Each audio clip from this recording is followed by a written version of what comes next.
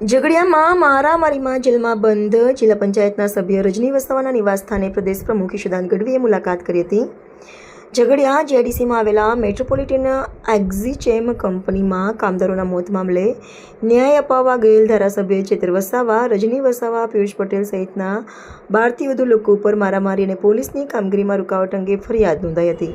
આ મામલે પોલીસ મથકે હાજર થયેલા જિલ્લા આમ આદમી પાર્ટીના પ્રમુખ પિયુષ પટેલ, જિલ્લા પંચાયત સભ્ય રજની વસાવા અને આપના તાલુકાના પ્રમુખ સર્જન વસાવા 1 મહિનાથી વધુ સમયથી જેલ ભોગવી રહ્યા છે. ત્યારે આજરોજ ભરૂચ જિલ્લામાં આવેલા આમ આદમી પાર્ટીના પ્રદેશ પ્રમુખ ઈશુદાન ગઢવીએ ભરૂચ જિલ્લા પંચાયતના સભ્ય રજની વસાવાના નિવાસસ્થાને મુલાકાત લીધી હતી અને પરિવારજનોને સાંત્વના આપી પાર્ટી તેઓના પડખે ઊભી હોવાના આશ્વાસન આપ્યા હતા.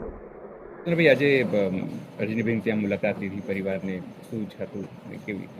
બિલકુલ, ભાજપ દ્વારા ખોટા કેસો કરીને રજનીભાઈ સહિતને જેલમાં નાખી દીધા છે. એટલે આજે એમના પરિવારની મુલાકાતે આવ્યા છીએ.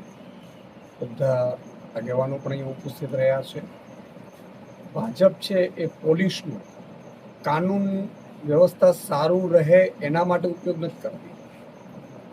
અત્યારે પોલીસનો એટલો દુરુપયોગ ભાજપ કરી રહી છે કે આમ આદમી પાર્ટીના નેતાઓને કઈ રીતે તોડવા, કઈ રીતે ડરાવવા, કઈ રીતે એના ઉપર ખોટા કેસ કરવા, અને એના કારણે જ આખી પોલીસ આમ આદમી પાર્ટીના નેતાઓ પાછળ રાખી છે. એટલે કાનૂન વ્યવસ્થા જળવાતી નથી. એટલે તમે જુઓ, રોજ બળાત્કાર થાય છે, હત્યાઓ થાય છે, લૂંટ છે, ચોરી છે, આખું જંગલરાજ થઈ ગયું છે ગુજરાતમાં. કારણ કે જે પોલીસની કામગીરી છે, પોલીસને પણ બળજબરીપૂર્વક ભાજપ દબાણ કરી અને આમ આદમી પાર્ટીના નેતાઓને જેલમાં નાખવાનો, એને હેરાન કરવાનો, એના ઉપર ખોટા કેસ કરવાના. એટલે અદાલતો ઉપર પણ ભારણ આ ભાજપના કારણે આવ્યું છે. કારણ કે ખોટા કેસો આમ આદમી પાર્ટીના કરાવડાવે છે, એટલે અદાલતો ઉપર ભારણ આવ્યું, પોલીસ ઉપર પણ ભારણ આવ્યું. એટલે સમગ્ર વહીવટી તંત્રને ખોરવી નાખ્યું છે ભાજપે. ગુજરાતની જનતાને, સાથે સાથે અંબાજીથી ઉમરગામ સુધી રહેતા આદિવાસી સમાજના યુવાનોને અને ખેડૂતોને કહેવા માંગુ છું કે હવે બહુ થઈ આંદોલન, બહુ થયો ભાજપનો અત્યાચાર, બહુ થઈ આપણી રજૂઆતો, બહુ થઈ આવેદનપત્ર.